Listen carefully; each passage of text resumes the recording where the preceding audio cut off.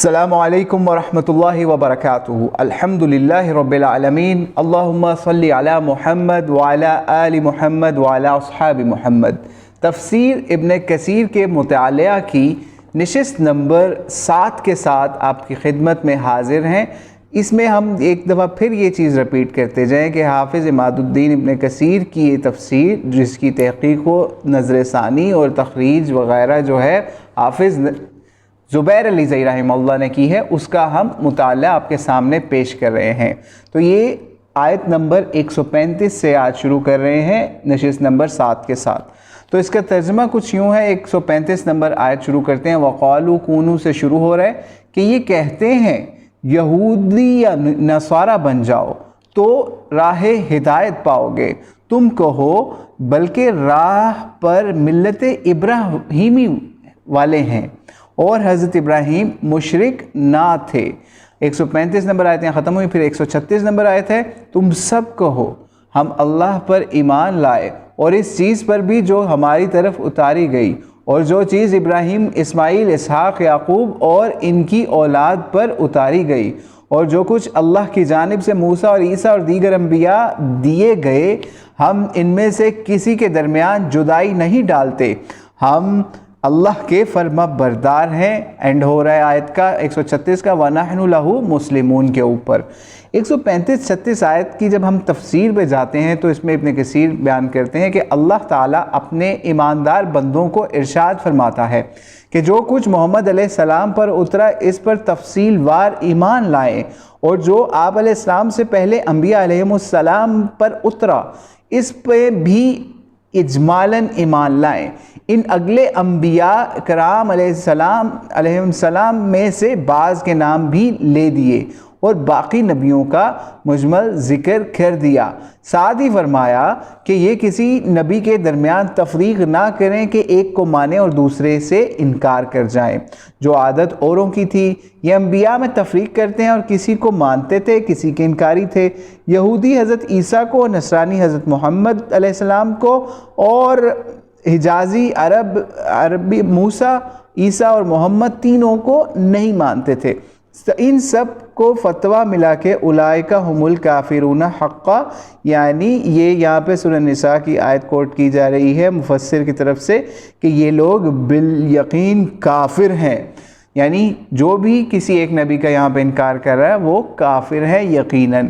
حضرت ابو ہریرہ فرماتے ہیں اہل کتاب تورات کو عبرانی زبان میں پڑھتے تھے اور عبرانی عربی میں تفسیر کر کے اہل اسلام کو سناتے تھے۔ نبی علیہ السلام نے فرمایا کہ اہل کتاب کی سچائی یا تکذیب نہ کرو، کہہ دیا کرو اللہ پر اور اس کی نازل کی ہوئی کتابوں پر ہمارا ایمان ہے۔ صحیح بخاری کی کتاب التفسیر سے یہ یہاں پہ کوٹ کی جا رہی ہے۔ نبی علیہ السلام صبح کی 2 سنتوں میں پہلی رکعت میں یہ آیت آمنا باللہ وما انزل الینا والی آیت جو ہے پوری آیت، اور پوری رکعت میں آل عمران کی آیت آمنا باللہ یہ والی آیت بھی، جو کہ جس کا نمبر ہے آل عمران سے یہاں پہ غالباً بیان ہو رہا ہے، آل عمران کی آیت بیان ہو رہی ہے، ٹھیک ہے، یہ پڑھا کرتے تھے، ٹھیک ہے۔ اس آگے چلتے ہیں اس بات کی تشریح کے اوپر۔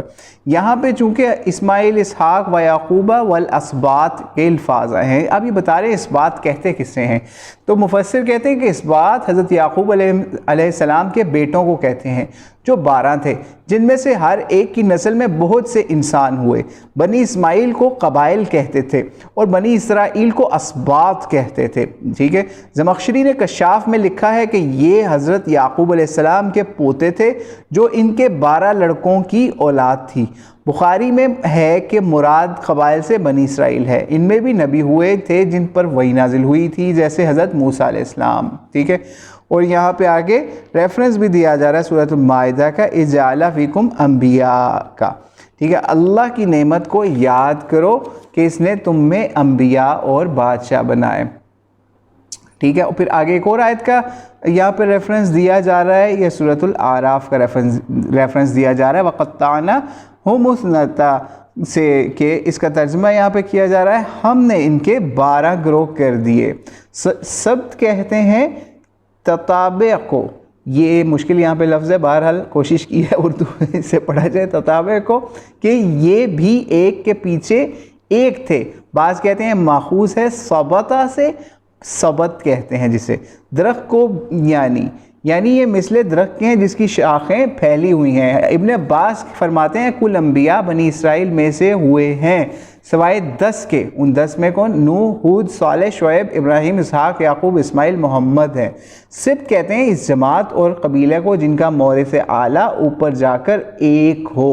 ابن ابی حاتم میں ہے کہ ہمیں تورات و انجیل پر ایمان رکھنا ضروری ہے لیکن عمل کے لیے صرف قرآن و حدیث ہی ہے.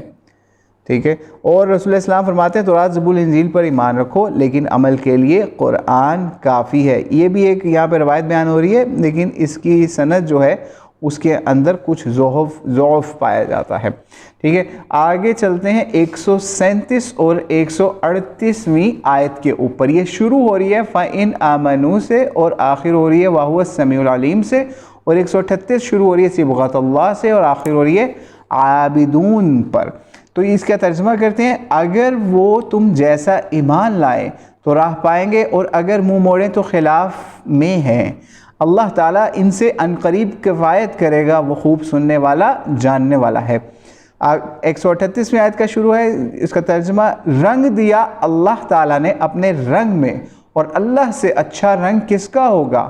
ہم تو اس کی عبادت کرنے والے ہیں. یعنی یہاں صبغت اللہ کی بات ہو رہی ہے کہ صبغت اللہ کہتے ہیں رنگ کے، اللہ تعالیٰ نے جو ان کو رنگ سے ریلیٹڈ، یہ بہرحال اس کی آگے بھی تفسیر امید ہے آ جائے گی. تو آئیے چلتے ہیں اس کی تفسیر کرتے ہیں کہ نجات پانے کی شرط کی ہیڈنگ 137 اور 138 پہ باندھی گئی ہے. یعنی اے ایماندار صحابیوں، اگر یہ کفار بھی تم جیسا ایمان لائیں، یعنی تمام کتابوں اور رسولوں کو مان لیں تو حق و رشد و ہدایت و نجات پائیں گے. اگر باوجود قیام حجت کے پھر بھی باز رہیں تو یقیناً حق کے خلاف ہیں. اللہ تعالیٰ تجھے ان پر غالب کر کے تجھے کفایت کرے گا، وہ سننے والا اور جاننے والا ہے. نافع بن ابی نعیم کہتے ہیں کسی خلیفہ کے پاس حضرت عثمان کی تلاوت والا قرآن بھیجا گیا. زیاد نے سن کر کہا لوگوں میں مشہور ہے کہ جب حضرت عثمان کو لوگوں نے شہید کیا اس وقت یہ کلام میں اللہ ان کی گود میں تھا، آپ کا خون ٹھیک انہی الفاظ کے اوپر گرا. اور وہ آیت جو 137 اوپر جس کا ترجمہ کیا، میرا خیال ہے اس کا یہاں پہ عربی بھی تھوڑی سی لکھی ہوئی ہے، بہرحال اس کو پڑھ دیتے ہیں. فَسَيَكْفِيكَهُمُ اللَّهُ وَهُوَ السَّمِيعُ الْعَلِيمُ. کیا یہ صحیح ہے؟ نافع بن ابی نعیم نے کہا ہاں بالکل صحیح ہے، میں نے خود اس آیت پر عثمان ذو النورین رضی اللہ تعالیٰ عنہ کا خون دیکھا تھا. اللہ پاک ان حضرت عثمان پر اپنا رحم فرمائے. بہرحال ابن ابی حاتم کی اس سند کو یہاں پر شیخ البانی نے بھی صحیح کہا ہوا ہے. ٹھیک ہے. آگے ہم چلتے ہیں اس کے اوپر. حقیقی دین دین اسلام ہے. اگلی آیات بہت امپورٹنٹ آ رہی ہیں، شروع ہو رہی ہیں 139ویں آیت کو ہم یہاں پر شروع کر رہے ہیں. قُلْ أَتُحَاجُّونَنَا سے شروع ہو رہی آیت، اور اس آگے نَحْنُ لَهُ مُسْلِمُونَ مخلصون کے اوپر 139 نمبر اینڈ ہو رہی ہے. تو اس کا ترجمہ کرتے ہیں 139 نمبر آیت کا. کہہ دو تم ہم سے اللہ تعالیٰ کے بارے میں جھگڑتے ہو جو ہمارا اور تمہارا رب ہے، ہمارے لیے ہمارے عمل اور تمہارے لیے تمہارے عمل، ہم تو اسی کے لیے خلوص کرنے والے ہیں. نحن لہو مخلصون. ام تقولون سے اگلی آیت شروع ہو رہی ہے. اس کا ترجمہ ہے 140ویں آیت کا. کیا تم کہتے ہو ابراہیم و اسماعیل و اسحاق یعقوب اور ان کی اولاد یہودی یا نصرانی تھے؟ کہہ دو تم زیادہ جاننے والے ہو یا اللہ تعالیٰ. اللہ کے پاس شہادت چھپانے والے سے زیادہ ظالم اور کون ہے؟ اللہ تعالیٰ تمہارے کاموں سے غافل نہیں ہے. وَمَا اللَّهُ بِغَافِلٍ عَمَّا تَعْمَلُونَ کے اوپر آیت ختم ہوئی. پھر 141ویں آیت ہے. تِلْكَ أُمَّةٌ سے شروع ہو رہی ہے. یہ امت ہے جو گزر چکی، جو انہوں نے کیا ان کے لیے ہے، اور جو تم نے کیا تمہارے لیے ہے، اور تم سے ان کے اعمال سے سوال نہ کیے جائیں گے. وَلَا تُسْأَلُونَ عَمَّا كَانُوا يَعْمَلُونَ. ٹھیک ہے، آگے اس کی تفسیر کے اوپر جاتے ہیں 139 اور 141 آیت کے اوپر۔ مشرکوں کے جھگڑے کو دفع کرنے کا حکم رب العالمین نے اپنے نبی علیہ السلام کو دے رہا ہے کہ تم ان کو کہو کہ ہم سے اللہ کی توحید، اخلاص، اطاعت کے بارے میں کیوں جھگڑتے ہو؟ وہ صرف ہمارا ہی نہیں بلکہ تمہارا بھی رب ہے، ہم پر اور تم پر قابض اور متصرف وہی اکیلا ہے، ہمارے عمل ہمارے ساتھ، تمہارے عمل تمہارے ساتھ، ہم تم سے اور تمہارے شرک سے بیزار ہیں۔ اور آگے ایک اور آیت کا ریفرنس دیا جا رہا ہے وَإِن كَذَّبُوكَ فَقُلْ، یہ آیت آ رہی ہے یہاں پہ سورہ یونس کی، یہاں پہ اس کی چھوٹی سی شارٹ 3 الفاظ لکھے ہوئے، بہرحال یہ سورہ یونس کی 41ویں آیت ہے، اس کا ترجمہ یہاں لکھا ہوا ہے اگر یہ تجھے جھٹلائے تو کہہ دے کہ میرے لیے میرا عمل اور تمہارے لیے تمہارا عمل، تم میرے کام سے اور میں تمہارے اعمال سے بیزار ہوں۔ اور جگہ بھی آتا ہے، ایک ارشاد ہوتا ہے جو کہ سورہ آل عمران کا ریفرنس دیا جا رہا ہے کہ یہ تجھ سے جھگڑیں تو کہہ دے میں نے، میرے ماننے والوں نے اپنے منہ اللہ کی طرف کر لیے ہیں۔ ٹھیک ہے، بارہ حضرت ابراہیم علیہ السلام نے بھی اپنی قوم سے یہی فرمایا تھا اتحاجونی فی اللہ، یعنی اللہ کے بارے میں مجھ سے جھگڑتے ہو۔ اور جگہ فرمایا الم تر الی الذی حاج ابراہیم فی ربہ، ٹھیک ہے، تو نے اسے بھی دیکھا جو ابراہیم سے اس کے رب کے بارے میں جھگڑنے لگا۔ بس یہاں ان جھگڑالو لوگوں سے کہا گیا کہ ہمارے اعمال ہمارے لیے، تمہارے اعمال تمہارے لیے۔ ٹھیک ہے، ابراہیم اس آیت کے اندر یہ بھی بتایا گیا کہ ابراہیم نہ تو یہودی تھے نہ نصرانی۔ اے یہودیوں، اے نصرانیوں، کیوں یہ باتیں بنا رہے ہو؟ کیا تمہارا علم اللہ کے علم سے بڑھ گیا ہے کہ اللہ نے صاف فرما دیا ما کان ابراہیم یہودیا ولا نصرانیا ولکن کان حنیفا مسلما وما کان من المشرکین۔ ابراہیم نہ تو یہودی تھے، نہ نصرانی تھے، نہ مشرک تھے، بلکہ خالص مسلمان تھے۔ ان کا اللہ کی شہادت کو چھپانا بہت بڑا ظلم کرنا یہ تھا کہ اللہ کی کتاب جو ان کے پاس آئی انہوں نے پڑھا کہ حقیقی دین اسلام ہے، محمد صلی اللہ علیہ وآلہ وسلم اللہ کے سچے رسول ہیں۔ ابراہیم، اسماعیل، اسحاق، یعقوب وغیرہ یہودیت اور نصرانیت سے الگ تھے، لیکن پھر نہ مانا انہوں نے اس چیز کو۔ اور نبی آخر الزماں کے مبارک زمانے میں ہو تم تو بڑے ہی وبال میں آ گئے۔ تم نے اس نبی علیہ السلام کو جھٹلایا جو سید الانبیاء ہیں، جو خاتم الرسل ہیں، خاتم المرسلین ہیں، جو رسول رب العالمین ہیں، جن کی رسالت تمام انسانوں اور جنوں کی طرف سے جن کی طرف ہے، جن کی رسالت کے ماننے پر ہر ایک شخص مکلف ہے۔ بے شمار درود ہو، سلام ہو آپ نبی علیہ السلام کے اوپر۔ الحمدللہ تفسیر ابن کثیر اردو کا پہلا پارہ ختم ہوا۔ اب ہم دوسرے پارے کی آیت کے اوپر چلتے ہیں جو چونکہ ابھی چل رہی ہے سورہ بقرہ ہی۔ بہرحال سورہ بقرہ کی آیت نمبر یہاں پر شروع ہو رہی ہے 142، 143 اور 144۔ ان تینوں آیتوں کو ابھی ہم اکٹھا ترجمہ کریں۔ سیقول السفہاء من الناس، یہاں سے یہ آیت شروع ہو رہی ہے، اور 134 جب ہم آیت کا اینڈ کریں گے تو وہاں پہ آ رہا ہوگا ان اللہ بالناس لرؤوف رحیم۔ ان قریب، یہ ترجمہ کرتے ہیں ان قریب نادان لوگ کہیں گے کہ جس قبلہ پر یہ تھے اس سے انہیں کس چیز نے ہٹایا؟ تو کہہ دے اے نبی کہ مشرق و مغرب کا مالک اللہ ہی ہے، وہ جسے چاہتا ہے سیدھی راہ کی ہدایت کر دے۔ 145 نمبر آیت ہے ہم نے اسی طرح تمہیں عادل امت بنایا کہ تاکہ تم لوگوں پر گواہ ہو جاؤ اور رسول تم پر گواہ ہو جائیں۔ جس قبلہ پر تم پہلے سے تھے اسے ہم نے صرف اس لیے مقرر کیا تھا کہ ہم جان لیں رسول کا سچا تابعدار کون ہے اور کون ہے جو اپنی ایڑیوں پر پھر جاتا ہے۔ گویا یہ کام مشکل ہے مگر جنہیں اللہ نے ہدایت دی ہے۔ اللہ تعالیٰ تمہارے ایمان ضائع نہ کرے گا۔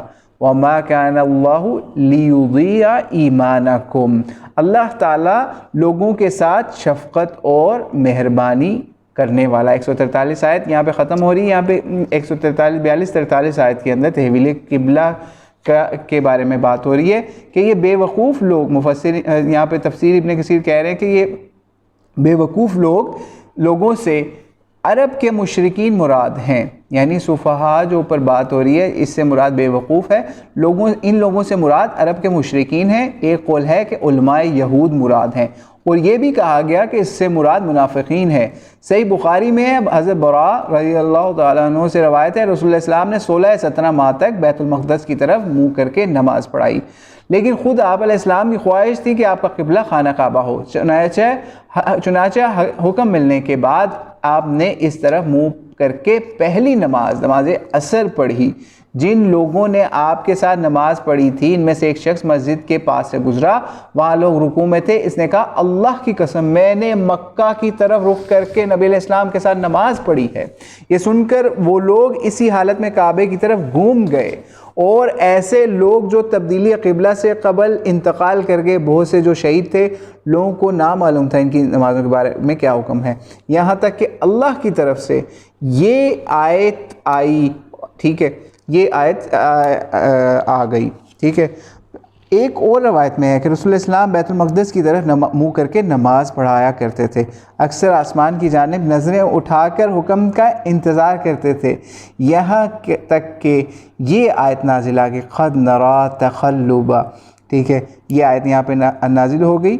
تو بہرحال یہ آگے ہم اس کو بھی انشاءاللہ تعالیٰ پڑھیں گے۔ اس موقع پر مسلمانوں میں سے کچھ نے کہا کاش ہم کو ان لوگوں کا حال معلوم ہوتا جو سمت قبلہ بدلنے سے قبل وفات پا گئے۔ اس پر اللہ کریم نے یہ آیت نازل فرمائی جو کہ ہم ابھی اوپر پڑھ کے آئے ہیں، 143 نمبر آیت، جس کا پارٹ ہے وَمَا كَانَ اللَّهُ لِيُضِيعَ ایمانکم، یعنی اللہ تعالیٰ تمہارے ایمان ضائع نہ کرے گا۔ ٹھیک ہے، ہم آگے چلتے ہیں اس وقت۔ اچھا، امت وسط کا مطلب یہاں پہ 134 نمبر آیت کے اندر جعلناکم امتا وسطا کے الفاظ بھی آئے ہیں، اس کی بھی یہاں پہ تفسیر آ رہی ہے۔ کہتے ہیں کہ امت وسط کا مطلب ہیڈنگ باندھی گئی ہے، فرمایا اس پسندیدہ قبلہ کی طرف تمہیں متوجہ کرنا اس لیے ہے کہ تم خود بھی پسندیدہ امت ہو اور تم دوسری امتوں پر قیامت کے دن گواہ بنے رہو گے، کیونکہ وہ سب تمہاری فضیلت مانتے ہیں۔ وسط کے معنی یہاں پر بہتر اور عمدہ کے ہیں، جیسا کہ کہا جاتا ہے قریش نسب کے اعتبار سے وسط عرب ہیں، اور کہا گیا حضور علیہ السلام اپنی قوم میں وسط تھے، یعنی اشرف نسب والے ہیں۔ اور صلاۃ وسطیٰ یعنی افضل تر نماز جو عصر ہے، جیسے صحیح احادیث سے ثابت ہے۔ چونکہ تمام امتوں میں یہ امت بہتر، افضل اور اعلیٰ ہے، اس لیے انہیں شریعت بھی کامل، راستہ بھی بالکل درست ملا، دین بھی واضح ملا۔ ہوا اجتباکم والی آیت بھی یہاں پہ اس کا بھی ریفرنس دیا جا رہا ہے کہ اس اللہ نے تمہیں چن لیا، تمہارے دین میں کوئی تنگی نہیں کی، تمہارے باپ ابراہیم علیہ السلام کے دین پر تم ہو، اسی نے تمہارا نام مسلم رکھا، اس سے پہلے بھی اور اس میں بھی، تاکہ رسول علیہ السلام تم پر گواہ ہو اور تم لوگوں پر گواہ ہو۔ مسند احمد میں ہے کہ رسول اللہ السلام فرماتے ہیں نوح علیہ السلام کو قیامت کے دن بلایا جائے گا، ان سے دریافت کیا جائے گا کہ کیا تم نے میرا پیغام میرے بندوں کو پہنچا دیا تھا؟ وہ کہیں گے ہاں یا اللہ پہنچا دیا تھا۔ اس کے بعد ان کی امت کو بلایا جائے گا، ان سے پوچھا جائے گا کہ کیا نوح نے میری باتیں تمہیں پہنچائیں؟ وہ صاف انکار کریں گے، کہیں گے ہمارے پاس کوئی ڈرانے والا آیا ہی نہیں۔ نوح علیہ السلام سے کہا جائے گا تمہاری امت انکار کرتی ہے، تم پیش کرو۔ وہ کہیں گے ہاں محمد علیہ السلام آپ کی امت میری گواہ ہے، یعنی اس کا آیت کا مطلب وَكَذَلِكَ جَعَلْنَاكُمْ کا ہے، وسط کے معنی عدل کے ہیں۔ اب تمہیں بلایا جائے گا اور تم گواہی دو گے اور میں تم پر گواہی دوں گا۔ یہ بخاری ابن ماجہ کی یہاں پہ روایت کو انہوں نے کچھ بہرحال لگتا یہی ہے دیکھنے میں کہ جیسے شارٹ کر کے لکھا ہوا ہے، بہرحال بخاری، ترمذی، نسائی، ابن ماجہ کا ریفرنس یہاں پر دیا جا رہا ہے۔ مسند احمد کی ایک اور حدیث میں وسطاً بمعنی عدلاً کے آیا ہے، ٹھیک ہے۔ ابن ابی حاتم میں ہے کہ رسول اللہ صلی اللہ علیہ وسلم نے فرمایا میں اور میری امت قیامت کے دن اونچے ٹیلے پر ہوں گے، تمام مخلوق میں نمایاں ہوں گے اور یہ سب دیکھ رہے ہوں گے، اس روز تمام دنیا تمنا کرے گی کہ کاش وہ بھی ہم میں سے ہوتے۔ جس نبی کی قوم نے اسے جھٹلایا، ہم دربار رب العالمین میں شہادت دیں گے کہ ان تمام انبیاء نے حق رسالت ادا کیا تھا۔ بہرحال یہ جو روایت یہاں پہ اس کی سند کو یہاں پہ ضعیف بتایا گیا ہے، اس لیے ہم اس پہ کوئی کمنٹ نہیں کرنا چاہیں گے۔ آگے چلتے ہیں۔ مستدرک حاکم کی بھی ایک روایت یہاں پہ بیان ہوئی ہے، ہاں اس کو بھی بیان کرنا میرا خیال ہے چاہیے، کہ ایک حدیث میں ہے کہ بنی مسلمہ کے قبیلے کے ایک جنازے میں ہم حضور علیہ السلام کے ساتھ تھے۔ لوگ کہنے لگے حضور یہ بڑا نیک متقی پارسا سچا مسلمان تھا، ابھی بہت تعریف کی اس کی۔ آپ علیہ السلام نے فرمایا تم یہ کس طرح کہہ رہے ہو؟ اس شخص نے کہا حضور پوشیدگی کا علم تو اللہ ہی کو ہے، لیکن ظاہر میں تو اس کی ایسی ہی حالت تھی، یعنی جیسے وہ اس کی تعریفیں کر رہے تھے۔ آپ نے فرمایا اس کے لیے واجب ہوگی۔ بنو حارثہ کے ایک شخص کے جنازے میں تھے، لوگ کہنے لگے یہ بہت برا آدمی تھا، بڑا بد زبان تھا، کج خلق تھا۔ آپ نے اس کی برائیاں سن کر پوچھا تم یہ کیسے کہہ رہے ہو؟ تو ایک شخص نے جواب دیا، اس شخص نے یہ بھی کہا، آپ نے فرمایا اس کے لیے واجب ہو گئی۔ ٹھیک ہے۔ محمد بن کعب اس حدیث کو سن کر فرمانے لگے کہ رسول اللہ علیہ السلام سچے ہیں۔ دیکھو قرآن بھی کہہ رہا ہے وَكَذَلِكَ والی آیت یہاں پہ حاکم کی بہرحال بتائی جا رہی کہ اس کا ریفرنس دیا جا رہا ہے۔ تو آگے چلتے ہیں، یعنی اس روایت کے اندر یہ تھا، ہم تھوڑا سا سمجھا دیں کیونکہ یہ انہوں نے غالباً یہ بھی روایت شارٹ کر کے لکھی ہے، لیکن اس میں سمجھا دیں کہ جب اس کا جنازہ ہو تو آپ دیکھیں گے کچھ لوگ تعریفیں کر رہے ہوتے ہیں۔ جب اس طرح لوگ شہادتیں دے رہے ہوں کہ بڑا نیک پارسا بندہ تھا، تو اس کو پھر فرشتے بھی اس کو لکھتے ہیں اور اللہ کریم بھی لوگوں کی اس شہادت کو ایکسیپٹ کرتے ہیں۔ لوگ کہہ رہے ہیں برا تھا، بہت ظالم تھا، یہ تھا وہ تھا، تو وہ اس چیز کو بھی فرشتے نوٹ کرتے ہیں اور اللہ کریم لوگوں کی شہادت کو ایکسیپٹ کرتے ہیں اس طرح سے۔ تو یہ پچھلی روایت کا مطلب تھا۔ آگے چلتے ہیں آیت نمبر 144 کے اوپر۔ قَدْ نَرَى تَقَلُّبَ، یہاں سے آیت شروع ہو رہی ہے اور اینڈ ہو رہی ہے وَمَا اللَّهُ بِغَافِلٍ عَمَّا يَعْمَلُونَ۔ ہم نے، اس کا ترجمہ ہے ہم نے تیرے چہرے کا آسمان کی طرف پھرنا دیکھا، اب ہم تجھے اس قبلے کی جانب متوجہ کریں گے جس سے تو خوش ہو جا، تو اپنا چہرہ مسجد حرام کی طرف پھیر لے، اور تم جہاں کہیں اپنا چہرہ اس طرف اپنا چہرہ پھیرا کرو۔ اہل کتاب کو اس کے اللہ کی طرف سے حق ہونے کا قطعی علم ہے، اور اللہ تعالیٰ ان کے اعمال سے غافل نہیں جو یہ کرتے ہیں۔ 144 نمبر یہاں پہ آیت ختم ہوئی۔ یہاں پہ بھی بہرحال تحویل قبلہ کی بات ہوئی ہے، تو ہم جس پہ پہلے بھی کچھ ہم بیان کر چکے ہیں جو کہ ہم نے تفسیر سے پڑھا۔ یہاں پہ لکھا ہے ہیڈنگ باندھی جا رہی ہے، ہم اس سے شروع کرتے ہیں جو اس کی ہیڈنگ باندھی جا رہی ہے 144 نمبر آیت کی۔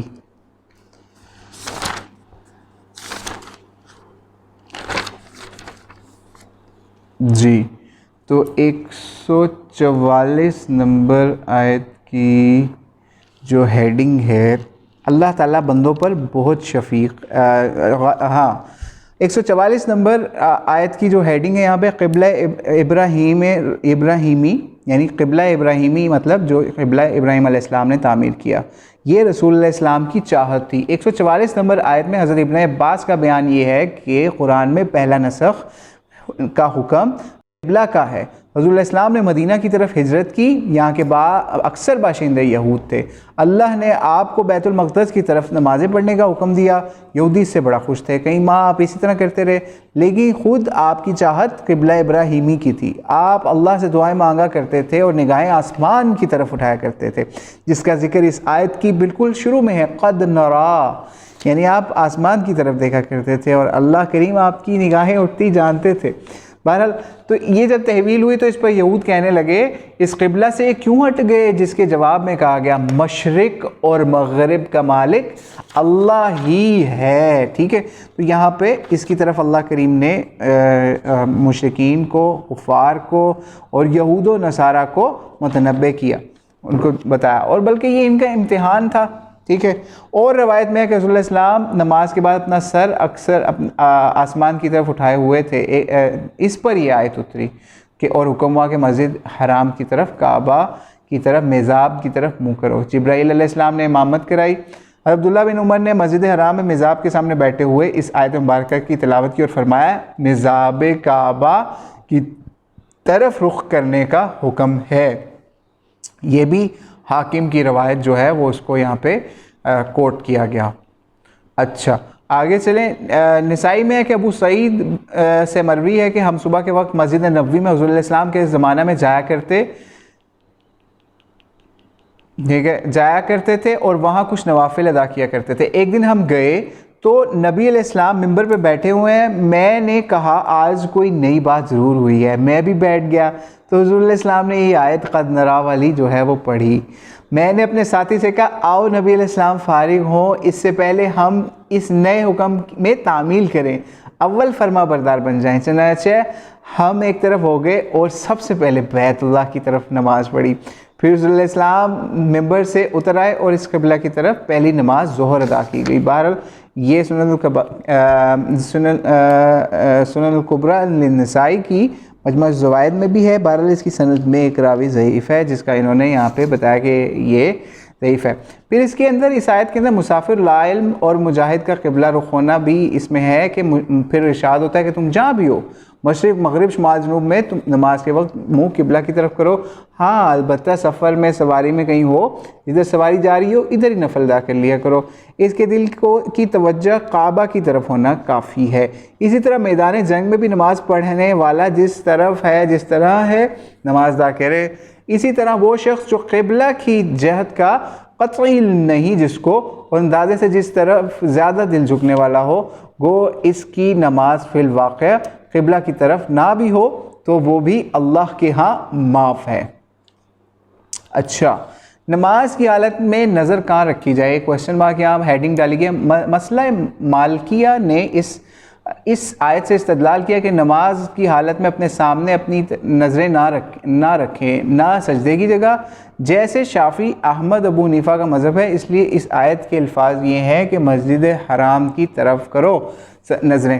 اگر سجدے کی جگہ نظر جمانا چاہے گا تو قدرے جھکنا پڑے گا، یہ تکلیف کمال خشوع کے خلاف ہوگا۔ بعض مالکیہ کا یہ قول بھی ہے کہ قیام کی حالت میں، یعنی مالکیہ کہتے ہیں امام مالک کے فالورز کو یا ان کی فقہ کو ماننے والے کو، قیام کی حالت میں اپنے سینہ کی طرف نظر رکھے۔ قاضی شریح کہتے ہیں کہ قیام کے وقت سجدے کی جگہ نظر رکھے، جیسے کہ جمہور علماء کا قول ہے، اس لیے کہ یہ پورا خشوع و خضوع ہے۔ ایک حدیث بھی اس مضمون میں آئے کہ رکوع کی حالت میں اپنے قدموں کی طرف نظر جمائے رکھے اور سجدے کے وقت ناک کی جگہ اور اتحیات کے وقت اپنی گود کی جگہ۔ اور پھر ارشاد ہوتا ہے یہودی جو چاہیں باتیں بنائیں لیکن ان کے دل جانتے ہیں کہ قبلہ تبدیل اللہ کی جانب سے ہے اور برحق ہے، کیونکہ یہ خود ان کی کتابوں میں بھی موجود ہے، لیکن لوگ کفر و عناد، تکبر و حسد کی وجہ سے اسے چھپاتے ہیں، مگر اللہ بھی ان کی کرتوتوں سے بے خبر نہیں ہے۔ آگے چلتے ہیں آیت نمبر 145 سے 147 تک۔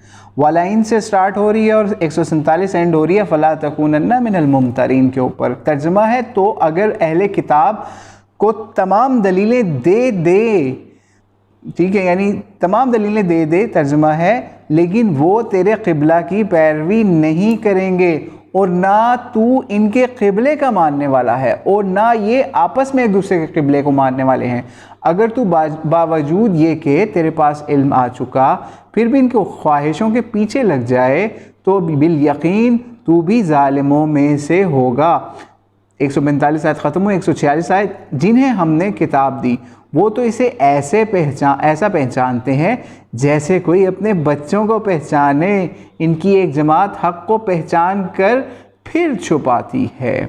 ٹھیک ہے، تو آگے کہتے ہیں 147 میں آیت، تیرے رب کی طرف سے یہ سراسر حق ہے، بے شک سراسر حق ہے، خبردار تو شک کرنے والوں میں سے نہ ہونا۔ یہودی اور حق اور یہودی علماء کا کردار۔ 145 اور 147 آیت میں ارشاد ہوتا ہے کہ علماء اہل کتاب رسول اللہ اسلام کی لائی ہوئی باتوں کی حقانیت کو اس طرح پہچانتے ہیں جیسے اپنے پیٹوں کو پہچانتے ہیں۔ یہ ایک مثال تھی جو کہ یقین کامل کے وقت عرب بولا کرتے تھے۔ ایک حدیث میں ایک شخص کے ساتھ ایک چھوٹا بچہ تھا، اس نے اس سے پوچھا یہ تیرا لڑکا ہے؟ آپ نے اس سے پوچھا ہے نبی علیہ السلام نے۔ اس نے کہا ہاں حضور، آپ بھی گواہ رہیے۔ آپ نے فرمایا یہ تجھ پر پوشیدہ رہے نہ تو اس پر۔ ٹھیک ہے، یہ یہاں پہ ایک بتایا گیا کہ کس طریقے سے یہ اپنے جس طرح بچوں کو پہچانتے ہیں اس طریقے سے یہود آپ علیہ السلام کو پہچانتے تھے۔ بہرحال آگے چلیں، قرطبی کہتے ہیں ایک دفعہ حضرت عمر اور عبداللہ بن سلام سے جو یہودیوں کے زبردست علامہ تھے پوچھا کیا محمد علیہ السلام کو ایسا ہی جانتا ہے جس طرح اپنی اولاد کو پہچانتا ہے؟ جواب دیا ہاں، بلکہ اس سے بھی زیادہ، اس لیے کہ آسمانوں کا امین فرشتہ زمین کے امین شخص پر نازل ہوا، اس نے آپ کی تعریف بتا دی، یعنی جبرائیل حضرت عیسیٰ کے پاس آئے، پھر پروردگار عالم نے آپ کی صفتیں بیان کی اور جو سب کی سب آپ میں موجود ہیں، پھر ہمیں آپ کے نبی ہونے میں کیا شک رہا؟ ہم آپ کو بے یک نگاہ کیوں نہ پہچان لیں، بلکہ ہمیں اپنی اولاد کے بارے میں شک ہے اور آپ کی نبوت میں کوئی شک نہیں ہے۔ قرطبی کا یہاں پر ریفرنس دیا جا رہا ہے، تفسیر قرطبی کا غالباً۔ اچھا آگے 148 150 آیت کے اوپر چلتے ہیں، وَلِكُلِّ وَجْهَ کے اوپر، ٹھیک ہے، اور اس کا اینڈ ہو رہا ہے 150 نمبر آیت کا وَلَعَلَّكُمْ تَهْتَدُونَ کے اوپر۔ ترجمہ ہر شخص ایک نہ ایک طرف متوجہ ہو رہا ہے کہ تم نیکیوں کی طرف دوڑو، جہاں کہیں بھی تم ہو اللہ تمہیں لے آئے گا، اللہ تعالی ہر چیز پر قادر ہے۔ 149ویں آیت، تو جہاں سے نکلے اپنا منہ مسجد حرام کی طرف کر لیا کر، یہی حق ہے اور تیرے رب کا حکم ہے، اور جو کچھ تم کر رہے ہو اس سے اللہ بے خبر نہیں ہے۔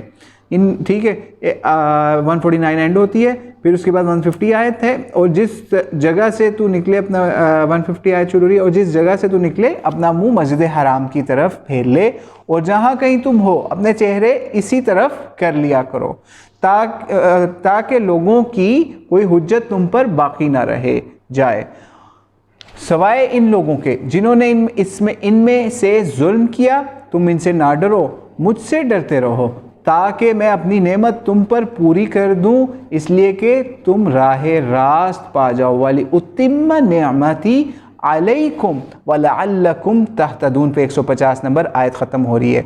ہدایت والا قبلہ یہاں پر بیان ہو رہا ہے 150 148 سے 150 آیت میں۔ حضرت ابن عباس کا قول ہے، مطلب یہ ہے اس سے کہ ہر مذہب والوں کا ایک قبلہ ہے، لیکن سچا قبلہ وہ ہے جس پر مسلمان ہیں۔ طبری کا یہاں پر ریفرنس دیا جا رہا ہے۔ ابو العالیہ رحمہ اللہ کا قول ہے یہود کا بھی قبلہ ہے، نصرانیوں کا بھی قبلہ ہے، تمہارا بھی قبلہ ہے، لیکن ہدایت والا قبلہ وہی ہے جس پر اے مسلمانوں تم ہو۔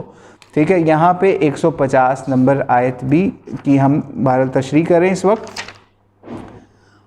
اور آگے چلتے ہیں۔ حضور علیہ السلام کئی طلب کا اور پھر اس کی قبولیت کا ذکر بھی اس میں ہے۔ دوسرے حکم میں اس بات کا بیان ہے کہ حضور علیہ السلام کی یہ چاہت بھی ہماری چاہت کے مطابق تھی اور حق امر یہی تھا، اور تیسرے حکم میں یہودیوں کی حجت کا جواب بیان ہے کہ ان کی کتابوں میں پہلے سے موجود تھا کہ آپ کا قبلہ کعبہ ہوگا۔ اب چلتے ہیں آیت نمبر 151 اور 152 کے ترجمے اور اس کی تفسیر پر۔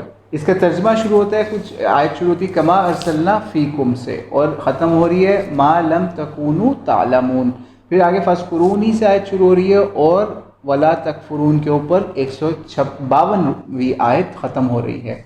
اس کا ترجمہ ہے جس طرح ہم نے تم ہی سے رسول بھیجا جو ہماری آیات تمہارے سامنے تلاوت کرتا ہے اور تمہیں پاک کرتا ہے اور تمہیں کتاب و حکمت کی وہ چیزیں سکھاتا ہے جس سے تم بے علم تھے، بس میرا ذکر کرو میں بھی تمہیں یاد کروں گا، میری شکر گزاری کرو اور ناشکری سے بچو۔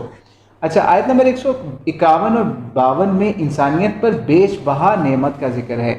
یہاں اللہ تعالیٰ نے اپنی بڑی نعمت کا ذکر یہ فرمایا کہ ہماری جنس کا ایک نبی کہ تم میں سے، یعنی ہماری جنس کا ایک نبی مبعوث فرمایا جو اللہ تعالیٰ کی روشن اور نورانی کتاب کی آیتیں ہمارے سامنے تلاوت فرماتا ہے، ذیل عادتوں اور نفس کی شرارتوں جاہلیت کے کاموں سے ہمیں روکتا ہے اور ظلمت و کفر سے نکال کر نور ایمان کی طرف رہبری کرتا ہے۔ کتاب و ہدایت و حکمت یعنی قرآن و حدیث ہمیں سکھاتا ہے، اور وہ راز ہم پر کھولتا ہے جو ہم پر آج سے پہلے نہیں کھلے تھے۔ معلم تکونوا تعلمون، آیت نمبر 151 میں جس کا ذکر بھی ہوا ہے۔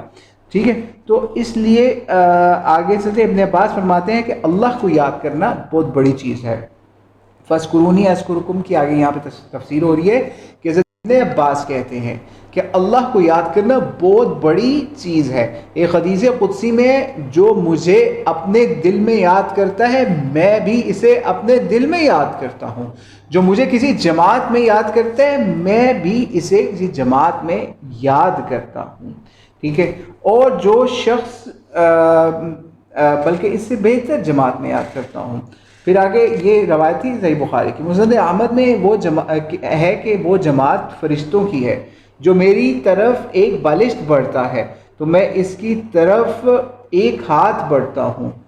ٹھیک ہے، تو اگر تو اے بنی آدم میری طرف ایک ہاتھ بڑھے گا تو میں تیری طرف 2 ہاتھ بڑھوں گا، اگر تو میری طرف چلتا ہوا آئے گا تو میں تیری طرف دوڑتا ہوا آؤں گا۔ صحیح بخاری میں بھی یہ حدیث مروی ہے، بہرحال یہاں پہ احمد کا حوالہ بھی ہے، صحیح بخاری کا بھی حوالہ ہے۔ ٹھیک ہے، تو یہ فَاذْكُرُونِی أَذْكُرْكُم کا یہاں پہ تشریح یا تفسیر جو ہے وہ بیان کی گئی۔ اب ہم اس سے اگلی آیت پر چلتے ہیں، یعنی 153 اور 154 آیت کے اوپر۔ یا ایھا الذین آمنوا استعینوا بالصبر والصلاۃ سے جو شروع ہو رہی ہے اور اینڈ ہو رہا ہے اس کا بل احیاء ولکن لا تشعرون، 154 آیت کا۔ اے ایمان والو صبر اور نماز کے ساتھ مدد چاہو، اللہ تعالیٰ صبر والوں کا ساتھ دیتا ہے۔ ان اللہ مع الصابرین کا ترجمہ۔ آگے 153 آیت، اور اللہ کی راہ میں شہید ہونے والوں کو مردہ نہ کہو، وہ زندہ ہے لیکن تم اس کا شعور نہیں رکھتے یا تم نہیں سمجھتے۔ 153ویں 54ویں آیت کی تفسیر جب ہم پڑھتے ہیں تو اس میں لکھا ہے کہ بہترین وسیلہ صبر اور نماز ہے۔ شکر کے بعد صبر کا بیان یہاں پہ ہو رہا ہے اور ساتھ ہی نماز کا ذکر کر کے ان کے بڑے نیک کاموں کو ذریعہ نجات بنانے کا حکم ہو رہا ہے۔ ظاہر بات ہے کہ انسان اگر بھلائی کرتا ہوگا تو یہ موقع شکر ہے، اگر برائی کرتا ہوگا تو یہ موقع صبر ہے۔ حدیث میں ہے کہ مومن کی کیا ہی اچھی حالت ہے کہ ہر کام میں اس کے لیے سراسر بھلائی ہی بھلائی ہے، اسے راحت ملتی ہے تو شکر کرتا ہے تو اجر پاتا ہے، رنج پہنچتا ہے صبر کرتا ہے تو اجر پاتا ہے۔ صحیح مسلم کی یہاں پر ریفرنس دیا جا رہا ہے۔ پھر آگے چلیں، وَاسْتَعِینُوا بِالصَّبْرِ وَالصَّلَاةِ وَإِنَّهَا لَكَبِیرَةٌ إِلَّا عَلَى الْخَاشِعِینَ، یہ بھی یہاں پہ ایک اور سورہ بقرہ کی آیت کا ریفرنس دیا جا رہا ہے کہ صبر و صلاح کے ساتھ استعانت چاہو، یہ ہے تو اہم کام، لیکن رب کا خوف رکھنے والوں پر بہت آسان ہوگا۔ وَإِنَّهَا لَكَبِیرَةٌ إِلَّا عَلَى الْخَاشِعِینَ۔ صبر کی 2 اقسام یہاں بیان ہو رہی ہیں، حرام اور گناہ کاموں کے ترک کرنے پر اور اطاعت اور نیکی کے کاموں کے کرنے پر۔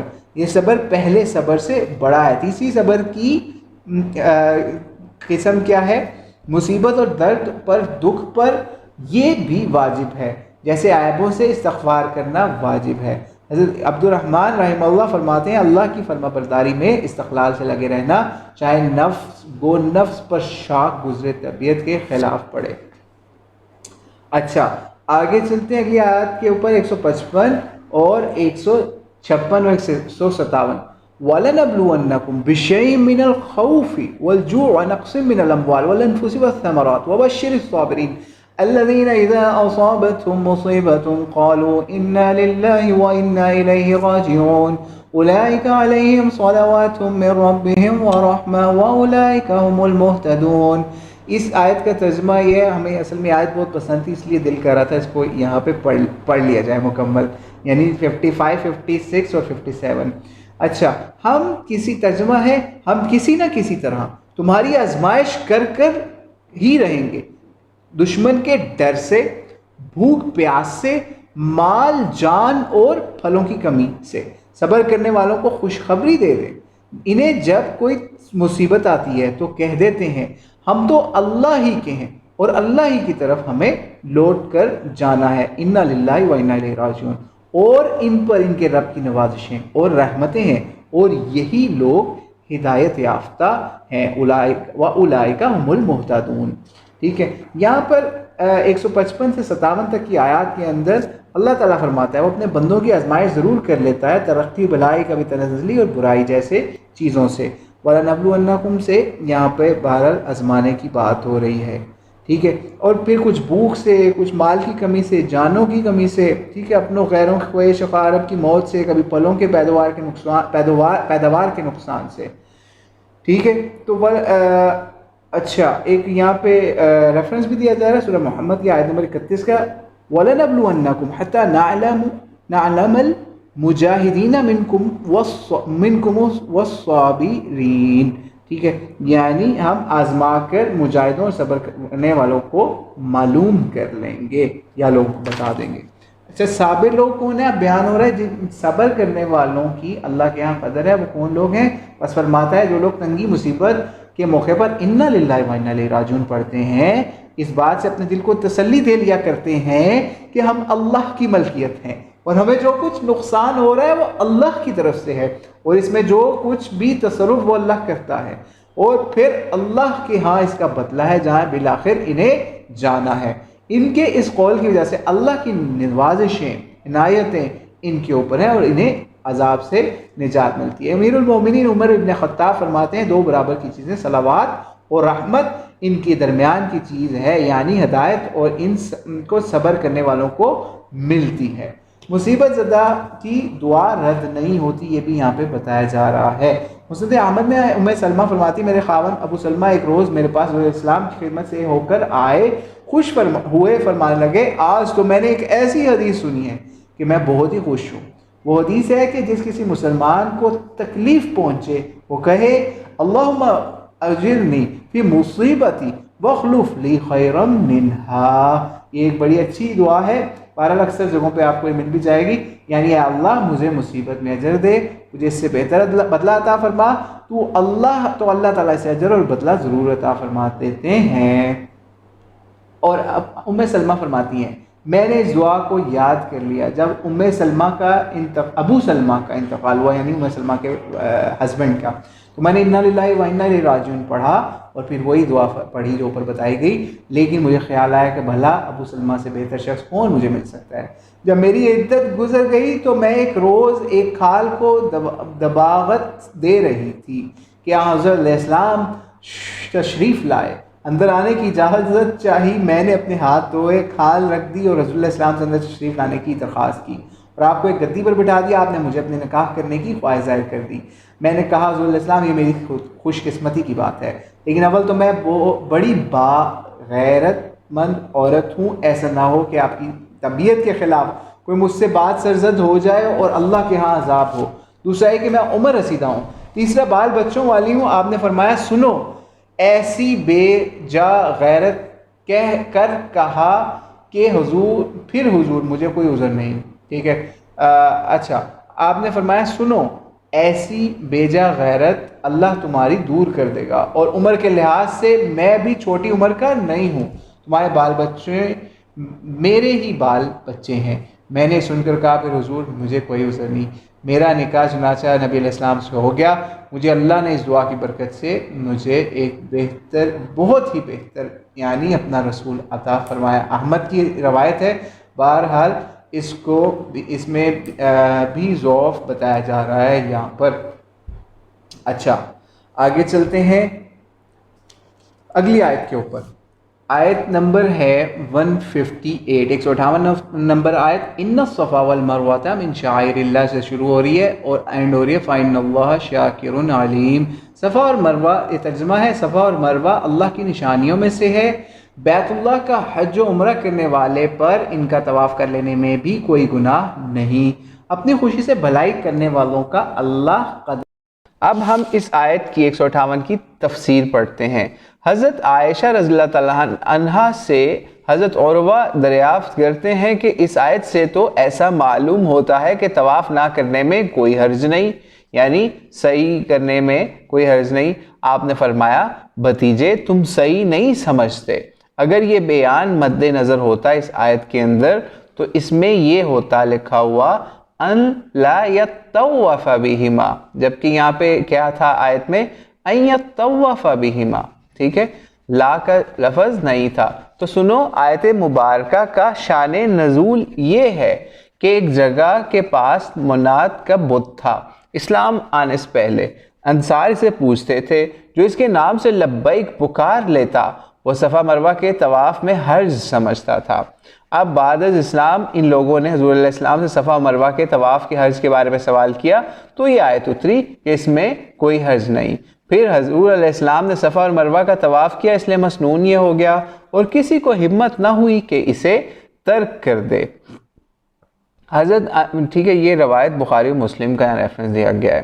حضرت انس فرماتے ہیں ہم صفا اور مروہ کے طواف کو جاہلیت کا کام سمجھتے تھے اور اسلام کی حالت میں اس سے بچتے تھے، یہاں تک کہ یہ آیت نازل ہوگی جو 158 جس کا ہم ترجمہ اور تفسیر یہاں پر اس وقت کر رہے ہیں۔ اب ہم آگے چلتے ہیں، اب ہم اگلی آیت کے اوپر چل رہے ہیں۔ بہرحال یہ جو 158 آیت ہے اس کے اندر یہاں پہ اور بھی چیزیں ہیں، بہرحال ہم ابھی اس کو یہاں پہ شارٹ کرتے ہوئے آگے جا رہے ہیں۔ اچھا، آیت نمبر 159 ہے، 160، 161 اور 162 اس کو مفسر نے ایک ہی جگہ پہ لکھا ہے اور اس کا ایک ترجمہ بھی اکٹھا ہی کیا جا رہا ہے تاکہ ان سب آیتوں کا یعنی 1 2 3 4 آیات کا اکٹھا ترجمہ کریں گے۔ تو ان الذین یکتمون سے یہ آیت شروع ہو رہی ہے اور آخری 162 آیت جو ہے وہ ہو رہی ہے ختم وَلَا هُمْ يُنظَرُونَ کے اوپر۔ اس کا ترجمہ کچھ شروع ہم کرتے ہیں 159 کا۔ جو لوگ ہماری اتاری ہوئی دلیلوں اور ہدایات کو چھپاتے ہیں باوجود یہ کہ ہم اسے اپنی کتاب میں لوگوں کے لیے بیان کر چکے ہیں، ان پر اللہ کی اور تمام لعنت کرنے والوں کی لعنت ہے، مگر وہ لوگ جو توبہ کر لیں اور اصلاح کریں اور بیان کر دیں تو میں ان کی توبہ قبول کر لیتا ہوں اور میں تو توبہ قبول کرنے والا اور رحم و کرم کرنے والا ہوں۔ 160 آیت یہاں پہ ختم ہو رہی ہے وَأَنَا التَّوَّابُ الرَّحِيمُ کے اوپر، ٹھیک ہے۔ اب 161 آیت کا ترجمہ ہم پڑھ رہے ہیں اس وقت۔ جو کفار اپنے کفر میں مر جائیں ان پر اللہ کی، فرشتوں کی اور تمام لوگوں کی لعنت ہے۔ 161 آیت یہاں ختم ہوئی، 162 آیت شروع ہو رہی ہے جس میں یہ ہمیشہ رہیں گے اور ان سے عذاب نہ ہلکا کیا جائے گا اور نہ انہیں ڈھیل دی جائے گی۔ وَلَا هُمْ يُنظَرُونَ کے اوپر 162 آیت 162 نمبر آیت ختم ہو رہی ہے۔ اچھا، 159 سے 162 تک کی آیات جو ہیں اس کے اندر کیا ذکر ہو رہا ہے، اب وہ ہم پڑھنا شروع کرتے ہیں تفسیر سے۔ حق بات کو چھپانے والے ملعون ہے، یہ یہاں پہ ہیڈنگ باندھی گئی ہے۔ ان آیات میں ان لوگوں کے لیے زبردست دھمکی ہے جو اللہ تعالیٰ کی باتیں اور شرعی مسائل چھپا لیا کرتے تھے۔ اہل کتاب نے نعت نبی علیہ السلام کو چھپا لیا تھا جس پر ارشاد ہوا تھا کہ حق کے چھپانے والے لوگ ملعون ہیں۔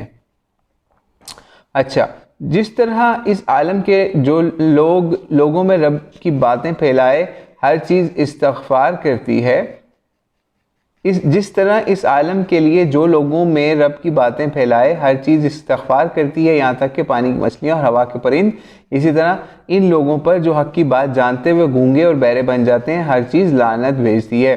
صحیح حدیث میں حضور علیہ السلام نے فرمایا جس شخص سے کسی شرعی امر کی نسبت سوال کیا جائے اور وہ اسے چھپا لے تو قیامت کے دن اسے آگ کی لگام پہنائی جائے گی۔ ابو ہریرہ رضی اللہ تعالیٰ عنہ فرماتے ہیں کہ اگر یہ آیت نہ ہوتی تو میں ایک حدیث بھی بیان نہ کرتا۔ یہ صحیح بخاری کی روایت ہے، کتاب العلم کے اندر یہ آئی ہے جس کو روایت کریں ابو ہریرہ اور فرما رہے ہیں اس کے اوپر۔ اچھا جی، آگے چلتے ہیں، اگلی آیت ہے 163 نمبر آیت۔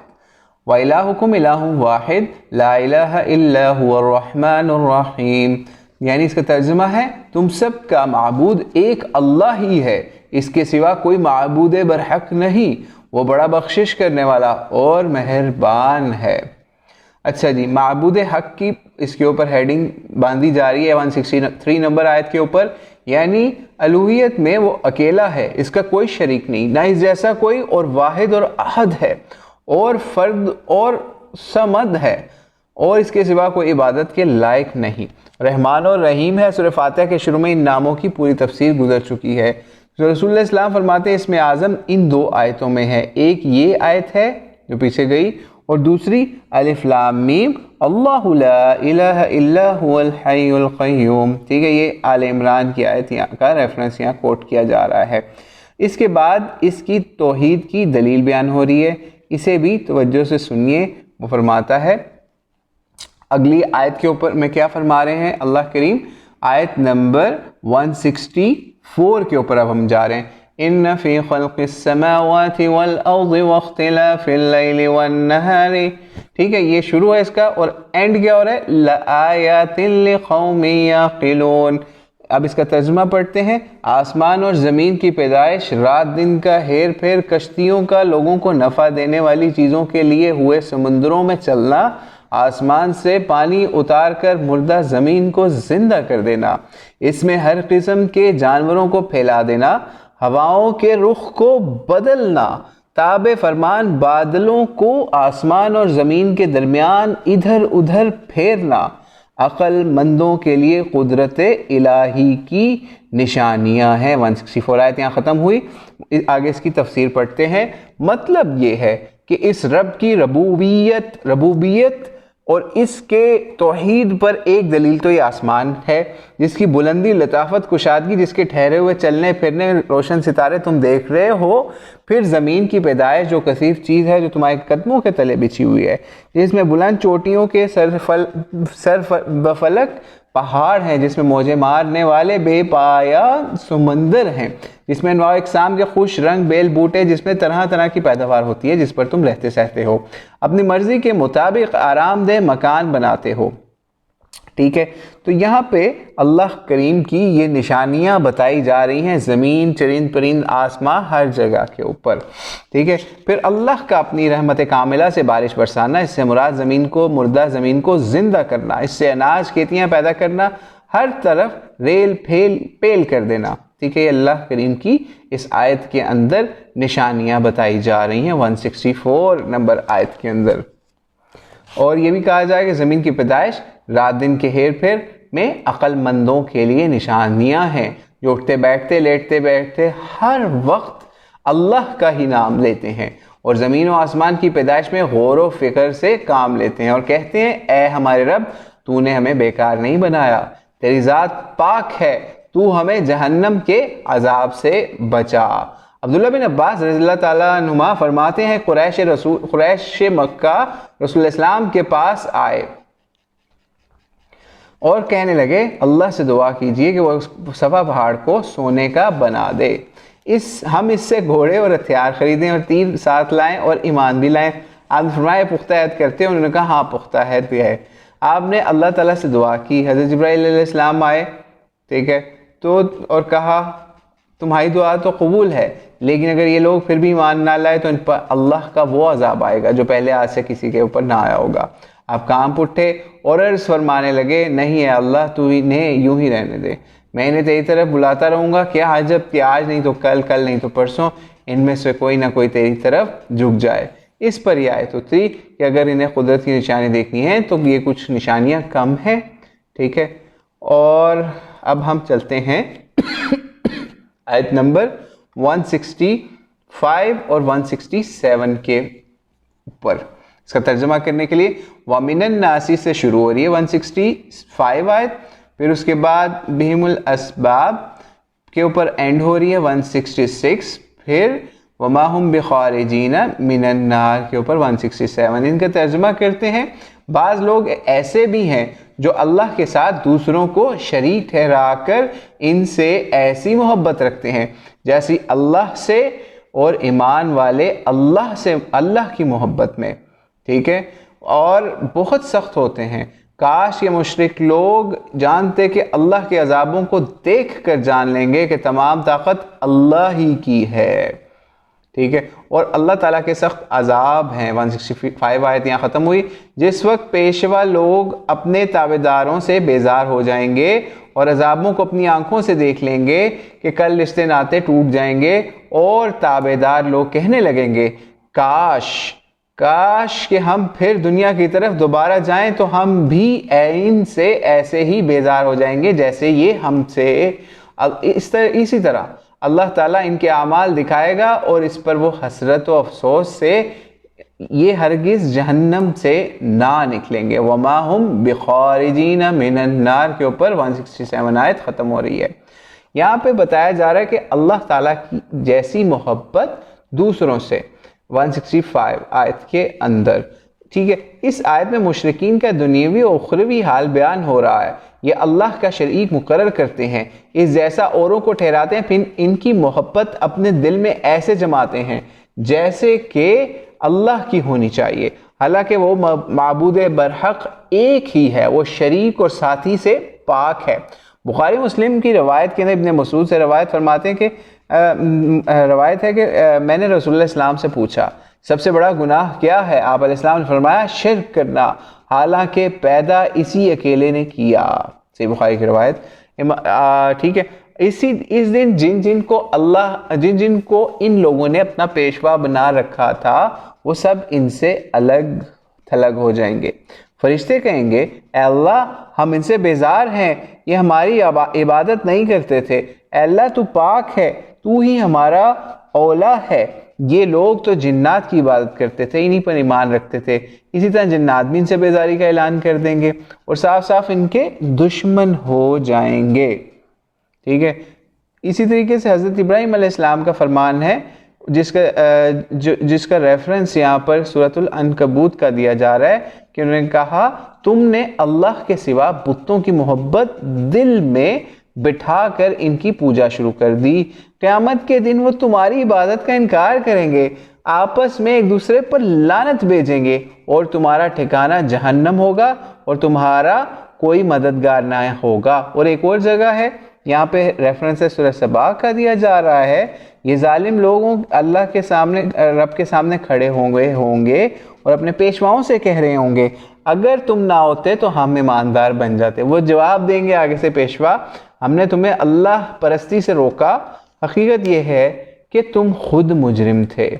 ٹھیک ہے، تو آگے ہم اس بلا دلیل باتیں آگے یہاں پہ مفسر بیان کر رہے ہیں کہ بلا دلیل باتیں ماننے والے اور بے وجہ اعتقاد رکھنے والے، پوجا پاٹ اطاعت کرنے والے جب اپنے پیشواؤں کو اس طرح بری الزمہ ہوتے ہوئے دیکھیں گے تو نہایت حسرت کے کہیں گے اگر اب ہمیں دنیا میں ایک بار لوٹ جانے کا موقع مل جائے تو ہم ان سے ایسے ہی بیزار ہو جائیں گے جیسے یہ ہم سے ہوئے ہیں.